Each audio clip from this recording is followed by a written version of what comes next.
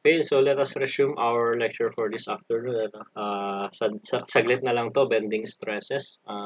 Isang formula lang naman yung kailangan natin talagang maalala dito for bending stresses. Ano?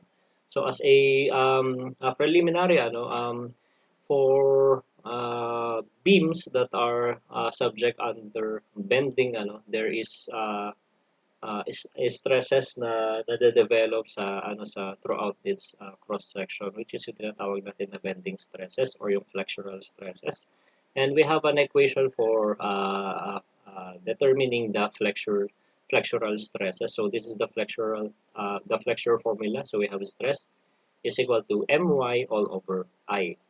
So this formula indicates that the flexure stress in any section varies directly with the distance of the section from the neutral axis. So yung M natin, that is yung moment natin or yung maximum moment natin sa beam or yung moment natin at a particular point along the beam.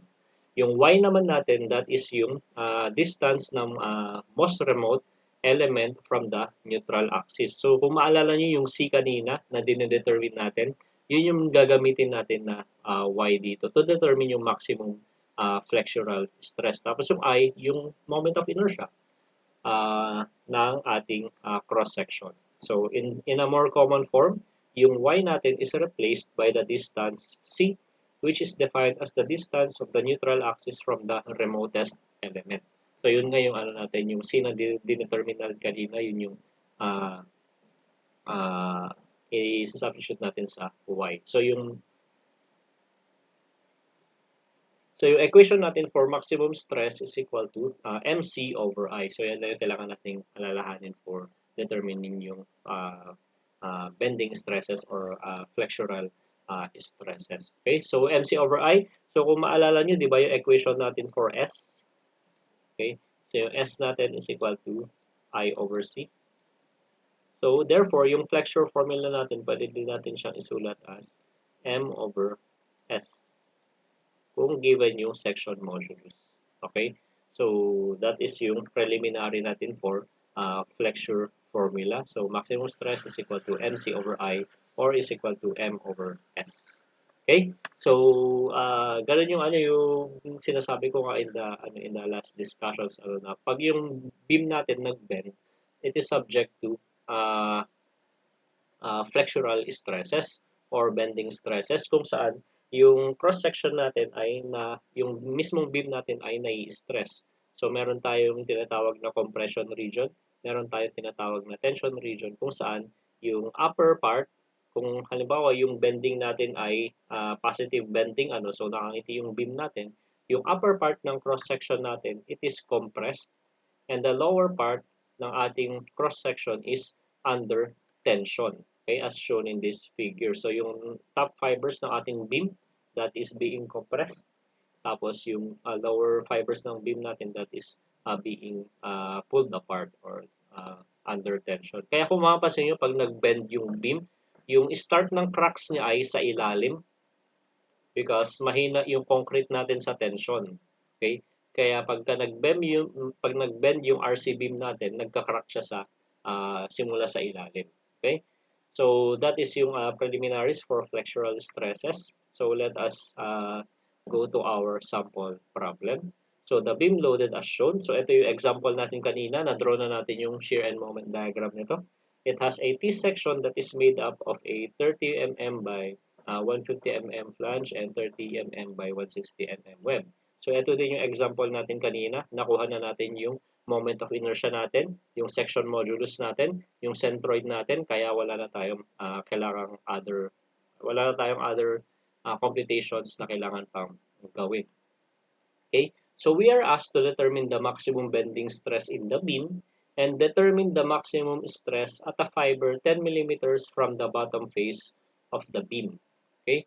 So we are asked, doon muna tayo sa part A, determine the maximum bending stress in the beam. Okay? So, recap lang tayo. Ito yung shear and moment diagram na na-solve natin kanina for this particular beam. And then, meron tayong equation for maximum flexural stress na MC over I. So, therefore, ito pa yung mga nakuha natin pala, yung maximum moment natin dito sa ating shear and moment diagram. So sa moment diagram, meron tayong maximum moment na 900 pound-foot. So it is a negative moment. So negative yung moment natin. Okay? And then, may mga nakuha pa tayong values kanina, yung centroid natin. So, yung moment of inertia natin with respect to x ng cross-section natin ay 31.5 million. Okay? And then, yung y-bar natin ay 64.03 millimeters. And then, yung c natin, which is yung sa ating flexure formula, yung c natin ay yung distance of the most remote element from the neutral axis. So, yung c natin ay ito, kung maalala nyo.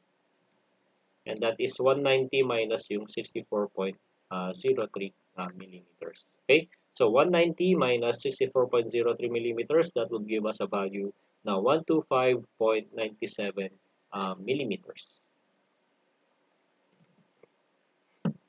Okay? So, pakicheck na din sa calculators mo, parang 125.97. Tama, no? 645 plus 1 plus 1 190, tama. Okay, so ito yung value ng C natin. So direct substitution na lang tayo sa ating equation. Okay, so determine the maximum bending stress in the beam. So the maximum bending stress sa beam is equal to yung moment times yung C all over yung I. So the max flexural stress or bending stress in the beam is equal to yung moment natin, negative 900 pound-foot. So, hindi ko na lang siya muna nilagay kasi hindi naman siya relevant ngayon kasi hindi pa tinatanong kung anong type ng bending. Pag tinanong kung anong type ng bending, so kahit kailangan na natin i-include yung negative sign. Okay, so 900 pound-foot. Dahil nga yung units natin ay naka pound-foot, gawin natin pound-inches para maging PSI yung units natin later on. So, 900 pound-foot, convert ko lang ng inches itong feet dito. So, multiply ko ng conversion factor. So, 12 inches per 1 feet para mag-cancel si feet. And then yung C natin ay yung distance ng most remote fiber to the neutral axis. So, we have 125.97 millimeters. Naka-millimeter siya, so i-convert ko lang ulit siya sa inches. So, 1 inches is equal to 25.4 millimeters. Para mag-cancel si millimeters, may iwan ay inches. Okay? So, that is yung C natin. Tapos, yung moment of inertia naman natin. So, we have 31.5 millimeter to the fourth. Okay? Inconsistency in units. So, kailangan ko ulit i-convert siya into inches to the fourth. So, para ma-convert siya into inches to the fourth, conversion factor lang. 1 inches is equal to 25.4 millimeters. Para maging millimeter to the fourth, tsaka inches to the fourth, erase ko na 4. Okay? So, magka-cancel yung millimeter to the fourth, may iwan dito, inches to the fourth. So, therefore, meron na tayong consistency in units. Let us solve sa ating calculators itong particular value na ito. So, we have 900 pound-feet times 12 times 125.97.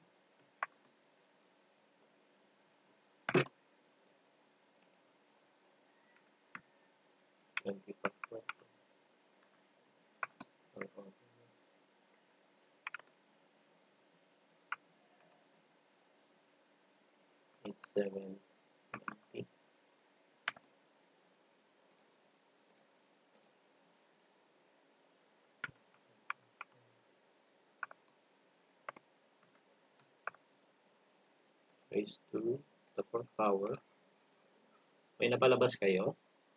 The maximum bending stress sa ating beam ay 706.8821 pounds per square inch or PSI. So, ito na yung magiging sagot natin for part A ng ating sample problem. Okay? So, pag tinanong kung anong type of bending, ang sasabihin natin ay negative bending, okay? Or hugging, or yung sisimangon siya. Okay? So, that is for part A. So, for part B naman, so determine the maximum stress at a fiber 10 millimeters from the bottom face of the beam. So, to solve yung part 2, kailangan natin i-determine, mapapalitan yung C natin. Because yung interest natin ay hindi na yung the most remote fiber, pero igagalaw natin yun, yung point of interest natin, 10 millimeters. Okay? So, 10 millimeters from the bottom face of the beam. So ito yung bottom face natin. Okay? So ito yung bottom face natin, tapos distance na 10 millimeters. So ito yung point of interest natin. Okay? So therefore, yung C natin would be itong distance na lang na ito. Okay? So kung yung C distance natin kanina ay 125 millimeters, ngayon babawasan natin siya ng 10 millimeters. So this will be now 115.97 millimeters. So ganun din. So yung stress natin, MC over I, that is equal to yung moment natin na 900 pound-feet. I-convert ko dapat siya ng inches para consistency in units. Tapos yung C natin, hembes na 125, magiging 115 na lang siya. Okay? Because ito yung point of interest natin. So 115.97 millimeters. Tapos i-convert ko siya into inches. So 1 over 25.4 millimeters all over 31.5 uh, uh, million millimeter to the fourth times one conversion factor, dapat yung millimeter to the fourth, i-convert ko pa siya into inches to the fourth. So 1 inch over 25.4 millimeters, tapos erase ko lahat by 4 to get millimeter to the fourth, tapos magkakancel si millimeter to the fourth, may iwan si inches to the fourth. Okay? So, inputting sa calculators natin yung value na yan, makuha natin yung answer na. Si 125, papalitan lang natin ng 115. So we will get the answer 650.7670 pounds per square inch or PSI. So ito na yung maximum stress at a fiber 10 millimeters from the bottom face of the beam. Okay? So yung stress na nag-occur at this particular point of the beam. Okay? So ganoon lang yung equation na yung paggamit ng equation natin for flexure stresses, flexural stresses. Okay? So, that sums up our lecture for this afternoon. Are there any questions or clarifications bago tayo mag-end o mag-close?